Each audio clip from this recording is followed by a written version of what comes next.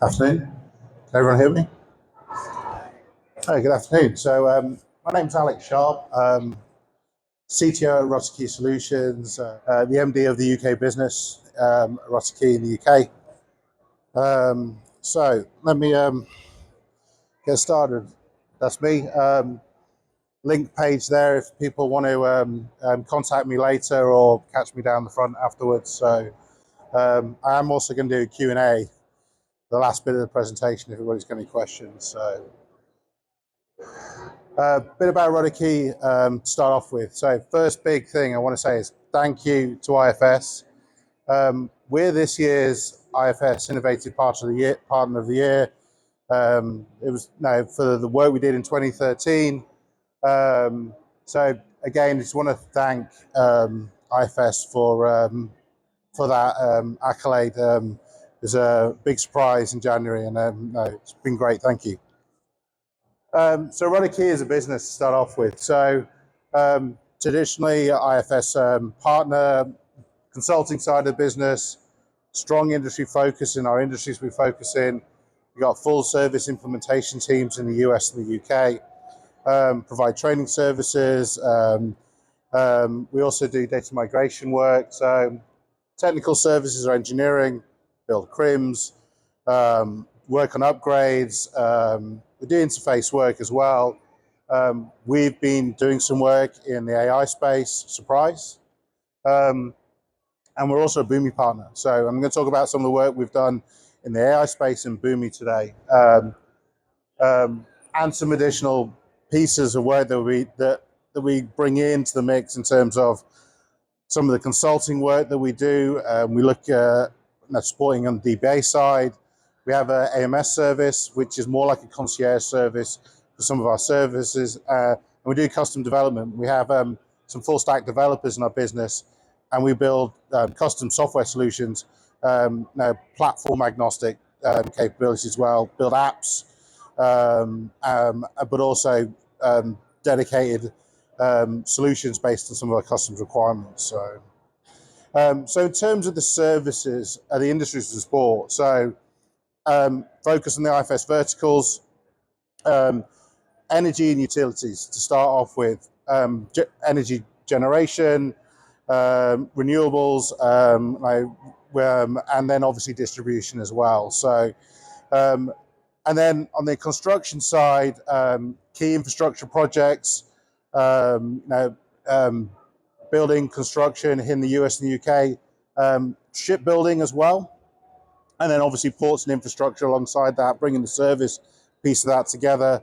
On the manufacturing side, all forms of manufacturing, especially in electronics manufacturing. We've got quite a few defense manufacturers working in that space, from operators as well, ranging from naval operations, essentially air operations at sea and on land as well.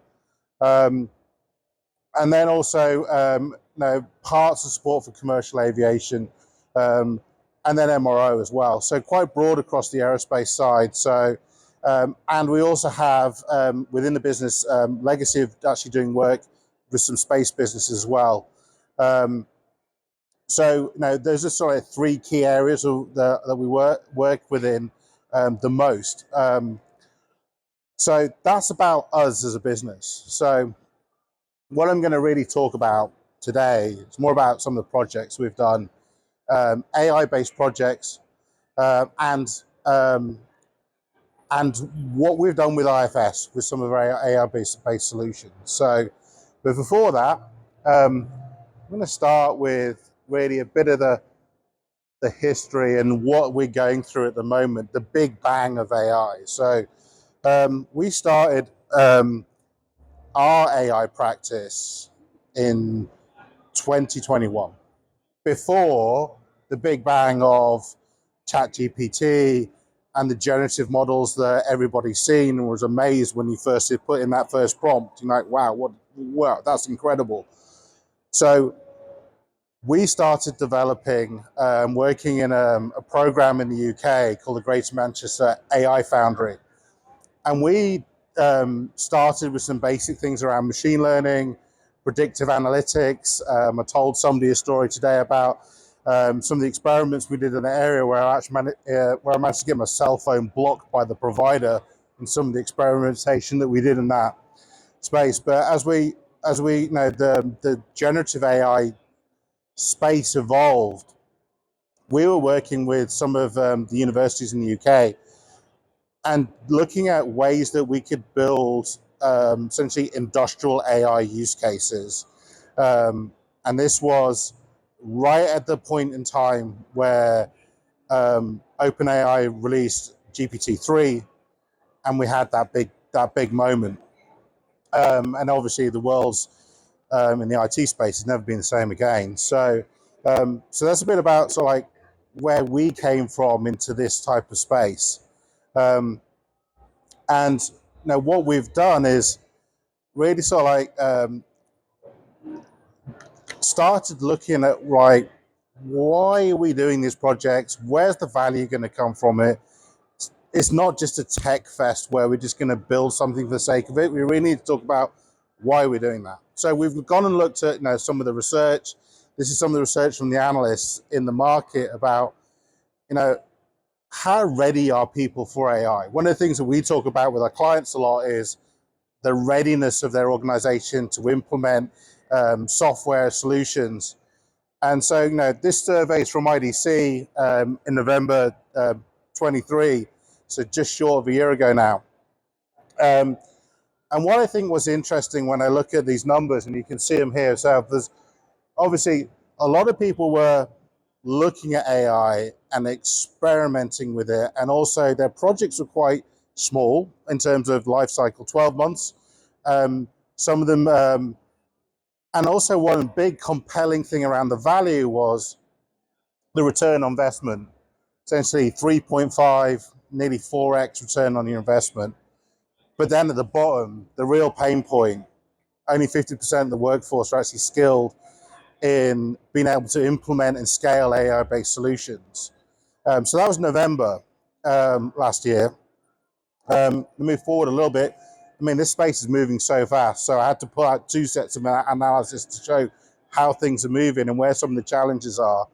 So this is a survey of 250 of the world's top CIOs, and there's still a lot of people that are not prepared to actually implement AI. And then obviously, one of the big things, the data.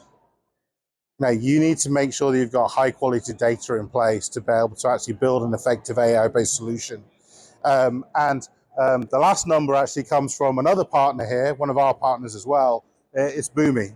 This was from the Boomi AI Readiness Survey that was done in August this year. So quite recent, and it actually shows that a lot of businesses are not really there in terms of their data readiness. They also might believe they are, but they're not quite really capable of being able to do that. So what I'm going to talk about now is some of the work that we've done in this space to try and work and build solutions that are going to make people ready to implement AI, but also introduce a concept to you, which we actually heard this morning and briefly touched upon with the CEO of Microsoft. So what I'm going to start with is classic integration problem.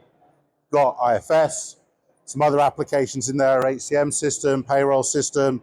This was based on a construction one, so we've got Procore in there. So obviously, this is an integrated system across an enterprise. And when you start looking at what you've really got and how this scales across an enterprise, you've got multiple maybe custom apps integrated into this as well. This could be your Excels, Access if people are still using that.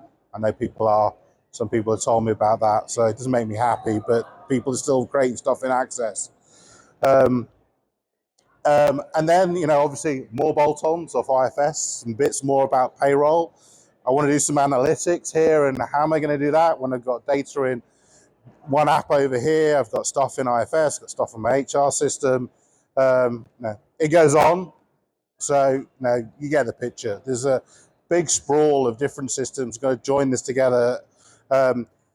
and obviously make sure the data that you've got between all these systems is consistent, so you can actually build some form of AI-based solution of it.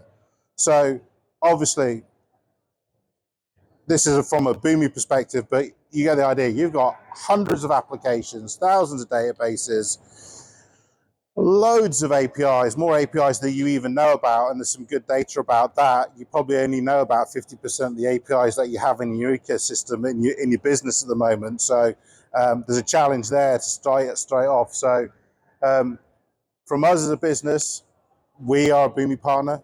No secrets there. But having a platform for you to be able to bring all this together and manage it, it's really important. I've seen customers try and build this themselves. Yes, you can do that. It'll take you a lot of time. And also, you will find that they'll come across a point where you just can't keep up with the technology. There's a huge investment you'd have to make to do it yourself. So trust me, I built one about 10 years ago. It was hard work. So, and then obviously, I want to bring AI into the picture with this. So how am I going to do that? I can't just like go and talk straight to an external AI model. A lot of businesses obviously want to make sure their data is secure, it's safe, it's acted on in the right manner. There's obviously all the government regulations that would go about making sure like data that's like private information. There's HIPAA, and obviously in the defense space, there's a lot of security requirements around that. So you can't just throw AI in through an open AI type service and bring that together. So one of the solutions and patterns that you can do is you can actually build another data storage solution that sits alongside this, really targeted for about maximizing what you're going to do with your AI-based solution. And what we talk about with this is actually having that data to have context in terms of the AI solution that you want to build. So when you put in that prompt, it understands the context of your business, and it'll use that data and rationalize it before it goes to an external service to maybe build upon like presenting the data in a good way. And I saw a great example of this done with a fintech business recently, where they essentially used the data from a business, and then use the external service to generate like the structure of a P&L report. So they could actually go through all the chart of accounts of a business and say, give me the P&L for the last 6 months, or they can then just change the prompt very quickly, just retyping it and just say, give me the P&L for last week. And it would just slice and dice it a different way. And then you can say, oh, plot that on a chart. And the outside AI-based component is pulling in how to visualize the data and how to then actually manipulate when the actual client's data was staying all within their own network, within their dedicated database for providing them context. So this pattern, by the way, is called a retrieval augmented generation model, RAG model. So when you build a solution like that, you have to be considerate of that. So to put this into reality, that's the theory. So these are some of the things that we've built in the last 12 months that are, with some of them with IFS, some of them are Boomi, and some of them aren't, but they're all like targeted around solving some very specific problems in the industrial AI space. So the first one is actually, we got approached by an IFS customer to try and help them look at their contracting process. They had RFPs from their customers in PDFs. They had a PLM system. They had IFS, and they had in these RFPs engineering drawings. They wanted to like process and be able to identify the parts in their PLM that they could then use to help the sales engineers actually create a quotation. So this is like a RFQ to RFP type process, but with very complex engineering drawings in the PDFs. And they wanted to match the parts in their PLM system with that, build a quotation together. So we helped them with building out, using a RAG implementation, and actually some OpenAI saved prompted queries to actually then start understanding whether we could build that solution. We realized that OpenAI wasn't going to work for this. We actually used a combination of two models, one from Meta, Llama, and another one called Nomic. And we actually built this in that local vector-based database, and then run it actually within an offline mode. So we'll run that solution to pull out all the parts that sales engineered, and then feed that back into their sales process. Um, um, and that then got presented in IFS, also went into Salesforce. So they could then build and respond to their client. So that was one very interesting use case that we came across and built this year. Another one was in a very different space, but solves another part of the puzzle in this area. Was we had a client that wanted to digitize their product, and this client was a publisher of technical contract frameworks that are mandated to be used in several countries around the world for large infrastructure projects. And they actually wanted to take a electronic contract and make it digital, and actually create that in a database that had all the contract terms within it. So we built a custom model to basically do that and run it offline. But what we, when we did that, we did it with the idea of actually then loading that into IFS. And that's where some of the next two projects really sort of like layer on top of this. So the first one was again using Llama, but it was more about an ETL project where we went through, and this customer had acquired another business, and they wanted to look at all the purchase orders of that business and then categorize and generate their own part catalog for it. They had about 100,000 purchase orders and history that we needed to go through and work out what were the parts that they needed to actually populate their part catalog with.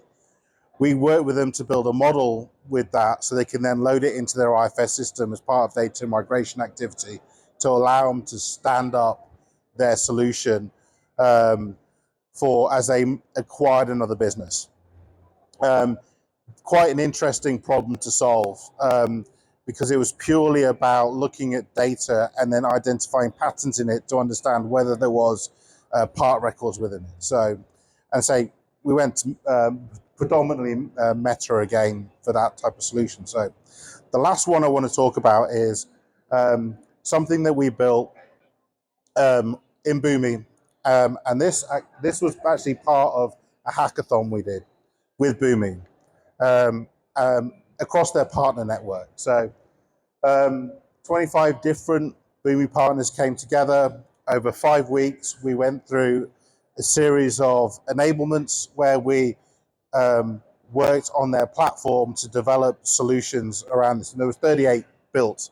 One of them is ours. So, and there was all sorts of different solutions solving different problems. And one of the key things I had to solve a real problem, and also have to have some form of value in it. And that was important. So, what we built was basically an AI agent for IFS. So this solves a very simple process that a lot of people recognize around AP. And then obviously this was more about building some of the building blocks in the Boomi platform for you to be able to interact with different applications in a way that gives you some control in a RAG model framework. So in simple terms, this will take a PDF or an image. You can actually load it in by 3 different methods. You can email it to a mailbox of your choosing that you set up to connect to, secure file storage. And the reason why we picked that is because you can actually then very quickly in the Microsoft platform push a file to that very easily. In Power Automate, I built one of those in literally 5 minutes to be able to set it up. But the other piece in Boomi Flow, we actually built an app that users can use on any device they want, generally targeted cell phone, iPads, that type of thing, where they can actually take a photograph of that. And that was very much targeted around a use case that we had in the construction space with one of our customers. We use OpenAI to actually rip all the image apart. We'll pull all the data out of it, and then we'll create a supplier invoice in IFS, and also then attach a document to IFS. So this is something that we built in the hackathon. It's available for free in Boomi now. So if you're a Boomi customer, you can go into Boomi Discover and find it. So you just look up IFS AI agent in Boomi Discover and you'll find it. And if you can't find it, we'll help you find it, or Boomi can as well. They know where it is. And it's free for any Boomi customer to use as an accelerator for you to be able to learn and understand how to use this. And obviously, you can change the object in IFS it goes to. You can actually obviously change the input potentially as well. So what I'm going to do now is just talk you through a little bit of this. So this is the FTP side. Obviously, it can take a PDF or an image. Very simply, what we're going to do here is, this is where we set the parameters of the document property. This is the doc class in IFS. And also then the file name that's going to use, obviously it's a pre-canned demo, so I can talk about it at the same time. We're going to set the file name and we're going to run it. So, and obviously this file is in the FTP server, so it's going to pick it up, process the PDF, and in a minute it will process it. The red box got me going for a minute. I'm like, how did the video fail? But anyway, so what's happening in behind the scenes here? It's going to OpenAI, it's processing through that, creating a JSON file of that structure of the document, all the lines within it, and then it's actually going to also attach that using document management to the invoice as well. And I think the video is playing a bit slow, but anyway, it's done. So what we're going to look at is in the document viewer here of Boomi, you can see it's created an invoice. That's the invoice number here, and we're actually going to go in and take a look at that invoice. So in IFS, going to get invoice 104 it was.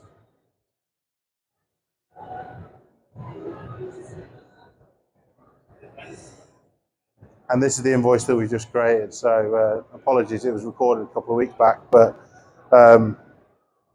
they're the different multi-lines that were on the invoice we got, and we're going to come down here and actually we're going to go look at it. There's an attachment here, going to go download it, which is the invoice.